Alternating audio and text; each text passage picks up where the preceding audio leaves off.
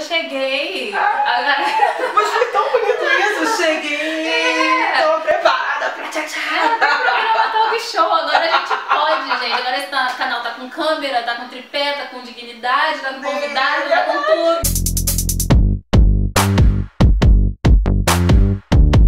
Então, gente, eu sou Fabiola Oliveira, né? Sou idealizadora e produtora executiva do projeto Odara. O Odara é um projeto de fomento e visibilização ao afroempreendedorismo e também atua com aplicação, né, de currículos que dão conta da Lei 10.639 em espaços formais e não formais de educação e também em espaços de socioeducativo e abrigos de crianças e menores em situação de vulnerabilidade social. Estou hoje como articuladora cultural do Espaço BF, do Espaço Cultural BF, que é um espaço de resistência, né, de cultura urbana, no coração de Mesquita, e que atua com a questão mesmo de produção cultural e que visa objetivamente o alargamento das fronteiras de produção cultural no estado do Rio de Janeiro, uma vez que muitas das coisas que se pensa quando se pensa em produção de cultura, pensa no Rio de Janeiro, no centro, Zona Sul, no máximo Zona Norte. Sou articuladora também da agência Juventude e Sociedade, uma agência voltada para diálogos de juventudes de igreja, né? Então discutir racismo, homofobia e tantas outras opressões sociais com essa juventude que está dentro de igrejas evangélicas. E faço parte do coletivo Pretas Cristãs na Resistência, que discute as opressões e violências do racismo dentro do espaço eclesiástico e como isso abate e altera e invisibiliza, né, a subjetividade de mulheres negras dentro desses espaços. Sou companheira do Esquel Vozes e sou mulher preta. As pessoas têm um imaginário aqui dentro do canal de que eu sou evangélica. Mentira! Verdade! Tem um imaginário de que eu sou evangélica, quando na verdade, gente, eu sou ateia. Então é por isso que eu fiquei pensando como é que eu vou tratar sobre espiritualidade dentro do canal. Chame o reforço. E aí a primeira pergunta tem a ver com esse meu imaginário. Porque o que eu percebo é que essa questão religiosa, e aí assim, esse vídeo tem N aplicações, mas a gente está focando em pessoas negras, né? Como é que você vê esse reflexo psicológico / de saúde mental nesses processos ali de se encontrar com a própria espiritualidade? Bom, vou usar a minha vida. Eu tô me encontrando mesmo com a minha saúde mental e com a minha saúde integral, me entendendo na integralidade mesmo a partir dessa minha experiência afetiva e espiritual com Cristo. É engraçado porque quando você fala que você é evangélica, você aprende muitos jargões no meio do processo. Você aprende que você é filha do rei, que você é filha do dono do mundo e que tudo posso naquele que me fortalece, sou feita para ser cabeça e não cauda, onde eu colocar a planta do meu pé eu vou ter, vou conquistar e tal. Enquanto Cristo, ele faz uma proposta para você participar das dores dele, que a gente vai ter aflição sim, mas é pra gente ter bom ânimo. Então eu falei, cara, que duas figuras são essas que coexistem dentro dessa linguagem espiritual aí, que falam coisas tão antagônicas. Esse Cristo que eu te falei, que eu caminho na rua com ele me fez algumas propostas. Uma delas foi me olhar no espelho pela primeira vez. Tirar a base da Negra Rosa ao merchan. Tirar a base da Negra Rosa, tirar o desenho da sobrancelha, tirar o batom da Negra Rosa. Aquele cabelo despenteado que a gente não passou o garfo, que ele não está exatamente do jeito que a gente quer. E olhar no espelho. Ali eu vi uma mulher que não dormia, e porque era extremamente ansiosa. Tinha muito futuro na minha vida, muito futuro. Era muita projeção, era muito o que vai ser para pagar o aluguel, o que vai ser para comer, o que vai ser, porque tem mulher preta morrendo, arrastada pelo camburão da polícia, tem isso, tem aquilo. Era muito futuro. E a caminhada com a espiritualidade me faz viver o hoje, porque a cada dia já reserva o seu próprio mal. Isso não foi de uma hora para outra. Isso não foi de uma hora para outra, mas isso foi uma decisão, porque uma outra coisa que essa caminhada de espiritualidade vem me ensinando. Olhar para minha saúde é uma decisão política. É uma decisão estritamente política. não tem a ver com o que o outro está fazendo, tem a ver com o que eu faço. E automaticamente os resultados dessa minha escolha interferem na minha comunidade, interferem na minha vida com o meu companheiro, interferem na minha vida com meus colegas de caminhada, de militância.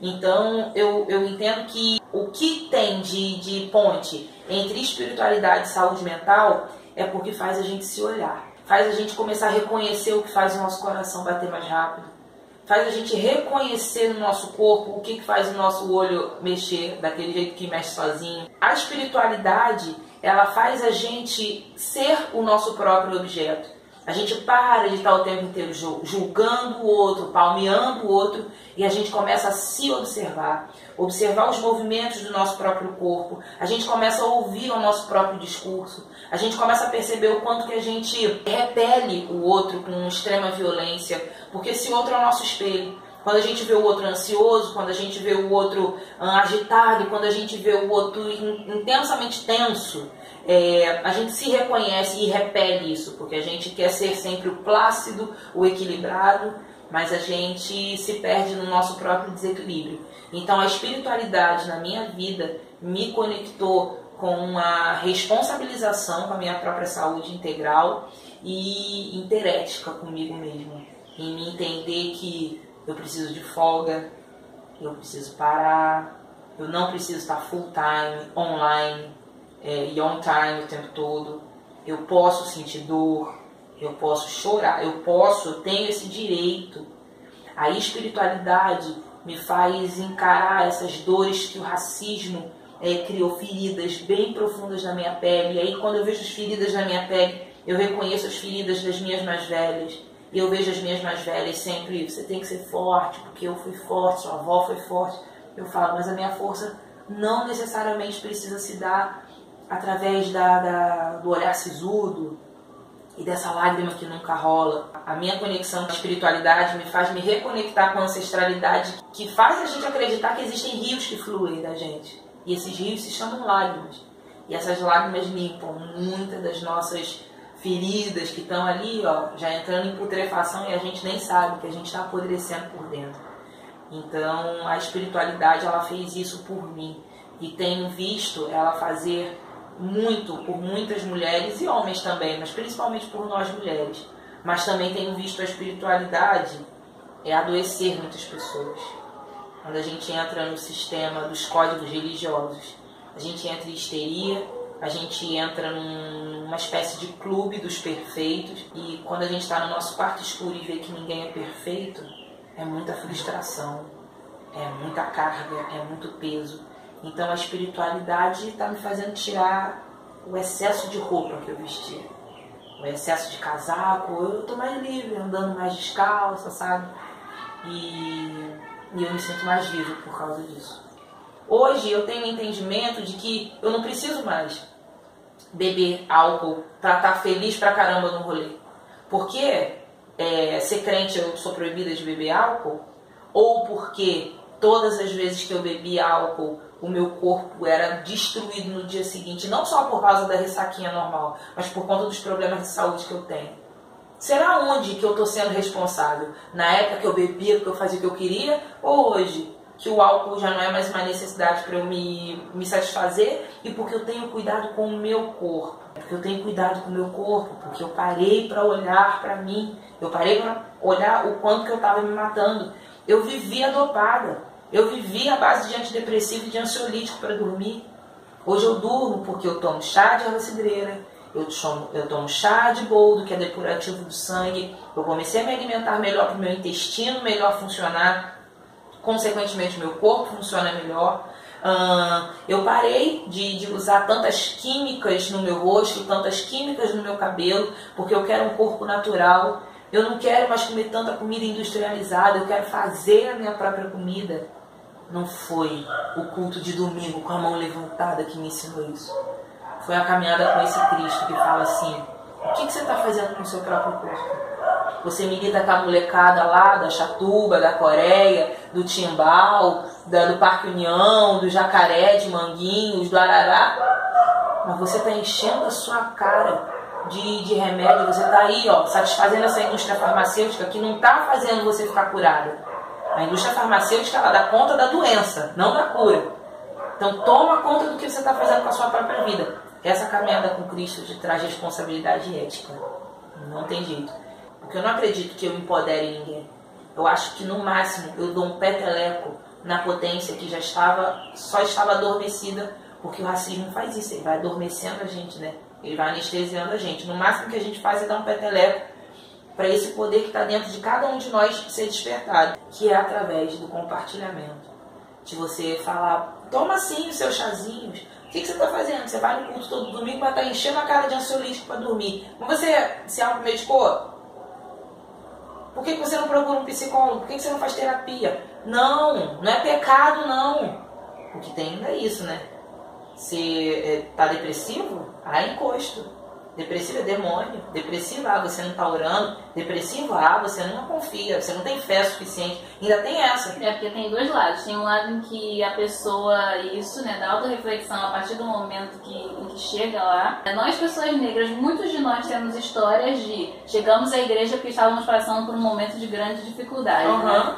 E agora essa segunda coisa que você falou, né, não tinha associado. Não tinha transformado um problema psicológico em uma doença dentro do ambiente. É louco, cara. É louco, porque ainda te culpabilizam por você estar assim. Diz que você tem pouca fé, diz que você não tá ali mesmo convertido, que você não aceitou mesmo o Jesus na sua vida a ponto dele transformar tudo. Que isso? Não, você só pode estar brincando comigo. O nível de crueldade que se tem nisso. A minha caminhada com Cristo me fez experimentar um afeto muito contraditório em si, que é ouvir essas ganas que vêm da gente, que apontam uma direção e a gente fica meio assim, será?